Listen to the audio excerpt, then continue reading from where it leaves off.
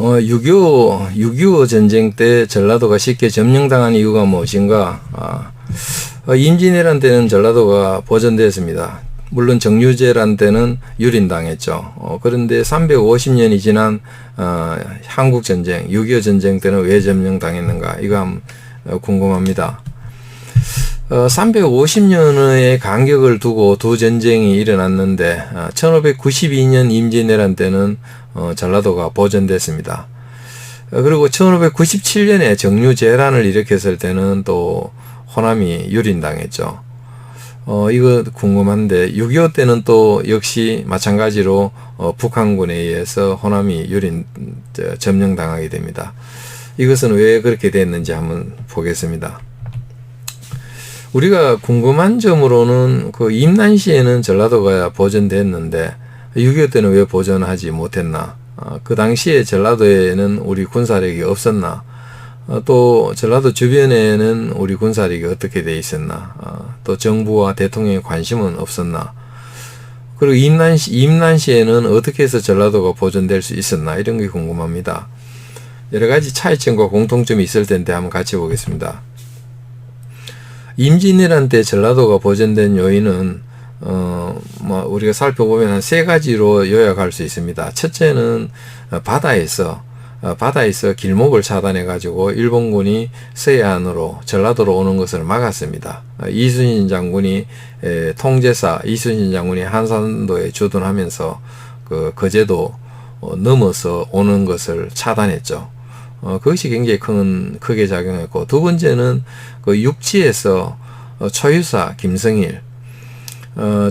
김성일과 그 다음에 그 의병장 곽재우 또 진주성 이런 것이 중요한데, 당시에 보면은 그 의병이 아주 많이 일어났습니다. 경상 그 남도에서는 곽재우가 유명한데, 곽재우는 그 당시에 그 경상감사 김수하고 굉장히 그 갈등이 많았습니다. 곽재우는 김수가 나라를 지키기 위해서 열심히 안 한다. 그래서 목을 베야 된다. 이런 식으로 주장을 하고, 김수는 반대로 곽재우가 무기를 들고 무슨 왕조에 저항하는 것처럼 보인다. 반란군 아니냐. 이런 식으로 해서 아주 갈등이 심각했습니다. 바로 이때 초유사 김성일이 임금의 어명을 받고 초유사가 됐죠. 그러니까 그 사람이 중앙정계에서도 임금한테 할 소리 다 하는 전상호라고 불렀습니다. 임금 앞에 호랑이 같은 사람이다. 이게 김성일의 별명입니다. 그런데 또 김성일은 이 경상도 지역에 굉장히 유림들, 선비들 속에서 명망이 높았습니다. 이황의 어떤 그 제자로서 또 유성룡 대감하고 같은 동문수학한사입니다. 그러다 보니까 김성일이 말하는 것이 상당히 여기서는 잘 먹혔죠. 그래서 김성일이가 관군도 설득하고 의병장도 설득하고 해가지고 다 이렇게 조정해서 결국은 진주성도 지켜내고, 또 이 낙동강 정암진 전투 이런 거 통해서 의병으로 인해 가지고 또 일본군 진출을 막아냈습니다. 그게 굉장히 컸습니다. 그 다음에 세 번째는 이 북쪽에서 금산, 여기에서 일본군이 그 위에서 밑으로 내려왔습니다. 그러니까 호남을 지키기 위해서는 또 거기도 막아야 되죠. 이때는 또 호남에서 권율이 나타나 가지고 의병, 그리고 관군, 또 향병, 거기 이제 고향을 지키겠다는 사람들 규합해 가지고 일본군의 그 남하를 막아냈습니다. 그렇게 해서 그것이 전라도를 보존하게 된 것입니다. 그 세 가지 요인으로 볼 수 있습니다. 그러면 6.25 때는 왜 보존되지 못했나? 이거는 그 유엔군 총사령관이 메가드 장군이고, 주한 유엔군 사령관이 워커 중장입니다. 근데 이분들이 이제 그 국군의 지휘권을 가지고 있었는데, 그 사람들의 어떤 작전 개념에는 전라도가 들어가 있지 않았습니다. 그건 우리가 상식적으로 생각해도 북한군이 부산만 함락하면은 전 한반도를 공산화한다는 건데, 그러려면은 바로 대전을 함락하고 바로 영동, 김천, 외관을 거쳐가지고 대구, 부산으로 그래 공격하여서 하면은 자기네들 목표를 달성할 수 있습니다. 굳이 전라도 지역을 돌아갈 필요가 없는 거죠.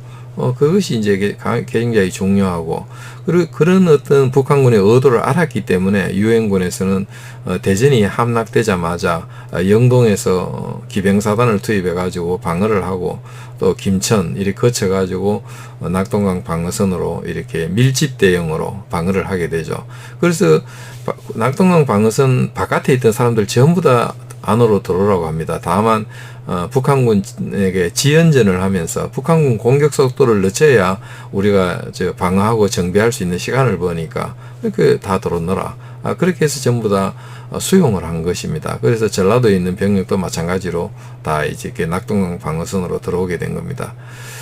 그리고 또 국군은 미군과 이렇게 그 공조 협력하기로, 미군이 북한군 주력이 오는 경부 축선을 맡을 테니 국군은 동쪽을 맡아라. 그렇게 해서 충청도, 강원도, 경상북도 이쪽을 맡게 된 겁니다. 국군은. 그래서 전라도 지역은 그만한 국군 병력이 가지 못했다는 걸 우리가 알 수 있습니다. 그럼 전라도에 우리 군사력이 없었느냐? 있었습니다. 일부 국군 사단이 주둔했습니다. 그러나 뭐 명성 있는 지휘관이나 또 병력이 전부 이렇게 정원이 다 꽉 찬 그런 사단들이 아닙니다. 그래서 많은 병력이 부족한 그런 부대가 있었고, 군산에는 쌀을 확보하고 또 수송하기 위해서 해병대 일부 병력이 있었습니다. 그 외에 경찰 병력이 있었죠. 전라도 주변에 배치된 우리 군사력을 보면은 결국은 그 대전에 미군 한개 사단이 있었죠. 근데 그 대전에서 북한군에게 패하면서 영동으로 오게 되고 이제 후퇴하게 되고, 전라도 지역에는 미군이 없었습니다. 국군은 또 2개 사단 정도가 있었는데 굉장히 취약한 병력이었다, 이렇게 우리가 볼 수 있고, 국군은 거의 대부분이 다 동쪽, 그러니까 경부 축선 동쪽입니다. 충청도, 강원도, 충청북도죠. 충청북도, 강원도, 경상북도 이쪽을 맡아가지고 지연전을 하면서 후퇴했다, 이렇게 보면 되겠습니다. 그러면 전라도 지역에 대해서 뭐 6.25 때 대통령의 관심이나 정부 관심이 없었느냐? 그건 아닙니다. 이승만 대통령은 대전을 임시 수도로 해서 거기에 있다가 이제 대전이 또 위험해지면서 결국은 이제 또 임시 수도로 옮기게 됩니다. 이때 이승만 대통령은 전라도 지역으로 이동을 합니다. 그래서 전라도 지역으로 이동해서 밑으로 내려간 다음에 다시 해상으로 경상도 지역으로 이동하게 됩니다. 그런 면에서 보면 대통령이 전라도에 관심이 있는 것은 분명합니다.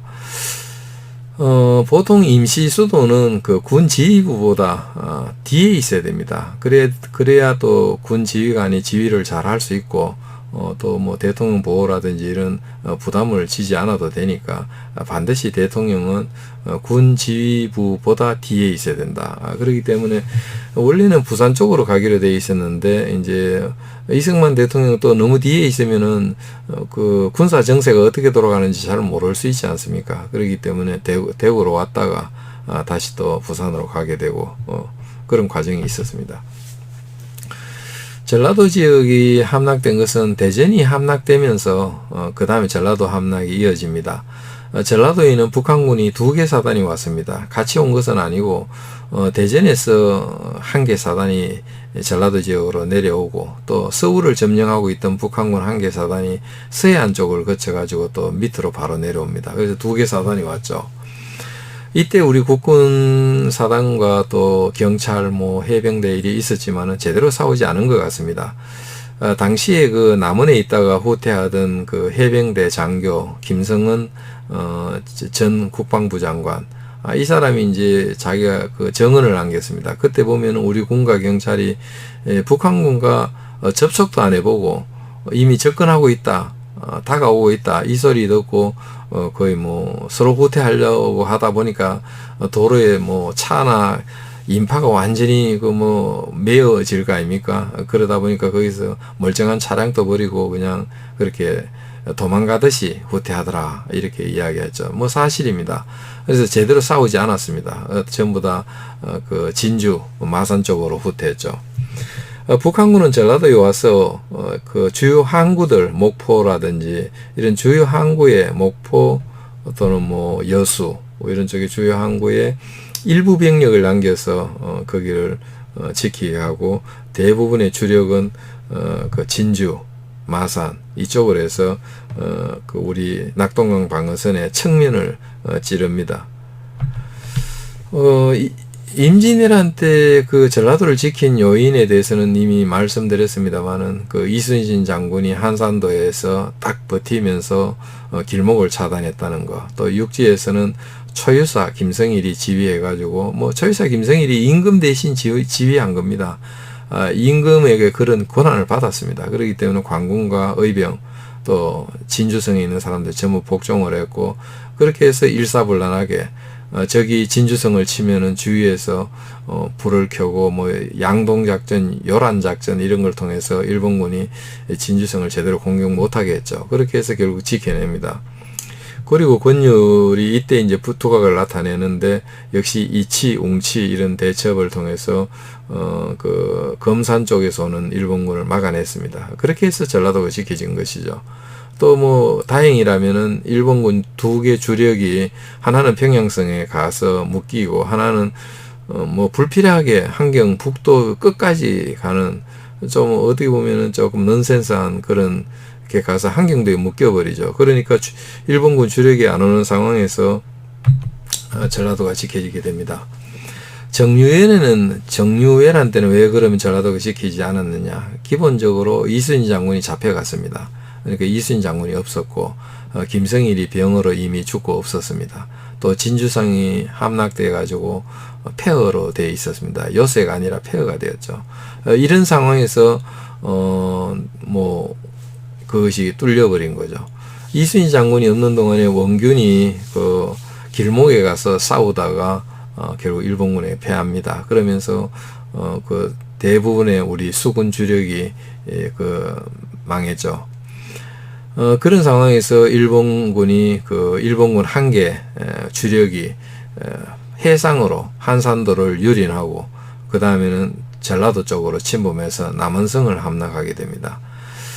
그리고 또 육지에서는 그 가토 기요마사가 그 울산 쪽에 있다가 거기서 육지로 바로 서해안 쪽으로 갑니다. 그때 이제 의병장 그 곽재우가 있었지만은 곽재우가 높은 산성에 올라가서 지키니까 뭐 저거까지 함락할 수 없으니까 그냥 패스해버립니다. 그리고 황석산성을 지키던 의병들은 사실 그 곽재우와 달리 허술했던 것 같습니다. 거기를 함락해버리고 전주로 들어가게 되죠. 그래서 바다를 거쳐가지고 남원성을 함락하고 전주로 온 1개 부대, 그리고 황석산성을 거쳐서 남원을 지나가지고 전주로 들어온 1개 부대, 이리 2개 일본군 주력 부대가 그 결국 전라도를 유린하게 되는 것입니다. 명나라군이 있었습니다. 근데 명나라군이 남원성에서 패하죠. 남원성에서 명나라 병사들이 많이 죽었습니다. 그리고 그 명나라 병사군은 그 남원성, 전주성, 공주성에 있었지만은 제대로 싸워서 패하거나 제대로 싸우지 않고 후퇴했습니다. 6.25 때 전라도가 지키지 못한 것을 정리하면은 메가드 유엔군 총사령관이 국군 지휘권을 행사했는데 국군을 동해안 쪽으로 붙였기 때문에 중부지역 경부축선 동쪽으로 방어를 맡겼다는 점, 그 다음에 미군이 북한군 주력을 맞아가지고 부산을 지키기 위해서 낙동강 방어선으로 이렇게 모든 병력을 수습했다는 거, 그런 면에서 전라도 쪽으로는 미군을 보내지 않았고 또 국군도 가지 않았다는 거, 그런 것이 중요한 것이고, 그러면 전라도에서 유격전을 해서라도 뭐 할 수 있지 않느냐? 그렇지만은 그런 유격전을 할 구상이 없었다, 그런 거고, 또 자체적으로 뭐 유격전을 한 사람 병력도 없었다, 이렇게 우리가 말할 수 있습니다. 우리가 6.25 때를 그 16세기 말, 16세기 말 임진왜란 때와 비교하면은 전라도의 어떤 지역적 중요성, 것이 좀 변했다고 볼 수 있습니다. 사실 뭐 전라도는 사실 주 공격로상에 있는 지역은 아닙니다. 우리가 일본군이 그 우리 조선왕을 뭐라고 할까요? 조선왕을 잡으러 한양으로 가는데 전라도를 꼭 거칠 필요가 있는 건 아니죠. 경부 축선으로 가면 됩니다.